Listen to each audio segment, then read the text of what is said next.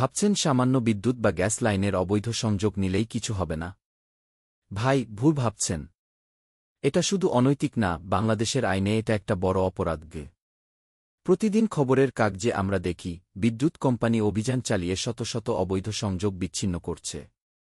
কেউ কেউ ভাবে কটা ইউনিট কম টাকার বিল বাঁচল, তাতে কি? কিন্তু জানেন কি, এই ছোট্ট অবৈধ কাজটাই আপনাকে আদালতের আসামি বানাতে পারে। বিদ্যুৎ আইন, ইলেকট্রিসিটি অ্যাক্ট 2018 অবৈধ সংযোগ নিলে 3 বছর পর্যন্ত কারাদণ্ড অথবা বড় অঙ্কের জরিমানা কিংবা উভয় দণ্ড হতে পারে।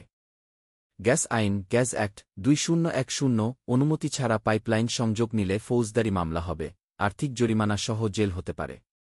পানি আইন, ওয়েসা অ্যাক্ট ও সংশ্লিষ্ট বিধি, অবৈধ সংযোগ নিলে একইভাবে মামলা, জরিমানা আর জেল সবকিছুই হতে পারে। শুধু তাই নয়, অবৈধ সংযোগের কারণে যদি দুর্ঘটনা ঘটে, যেমন অগ্নিকাণ্ড, বিস্ফোরণ বা কারও মৃত্যু, তাহলে দণ্ডবিধি পেনাল অনুযায়ী আলাদা ফৌজদারি মামলা হবে, যেটা আরও ভয়াবহ শাস্তি বয়ে আনতে পারে। তাহলে করণীয় কি? খুব সোজা, যে কোনো বিদ্যুৎ, গ্যাস বা পানির সংযোগের জন্য অফিসিয়ালি আবেদন করুন। বৈধ সংযোগ নিন। এতে আপনার পরিবারও সুরক্ষিত থাকবে, আর আইনের ঝুঁকিও শূন্যে নেমে আসবে। অবৈধ পথে যত টাকা বাঁচাবেন ভেবেছিলেন, মামলায় সেই টাকার কয়েকশো গুণ খরচ হয়ে যাবে। তাই শুরু থেকেই বৈধ পথে চলুন। মনে রাখবেন, আইন না জানার অজুহাত আদালতে গ্রহণযোগ্য নয়। আরও এই লিগ্যাল গাইড পেতে ভিজিট করুন ukhilukhill.com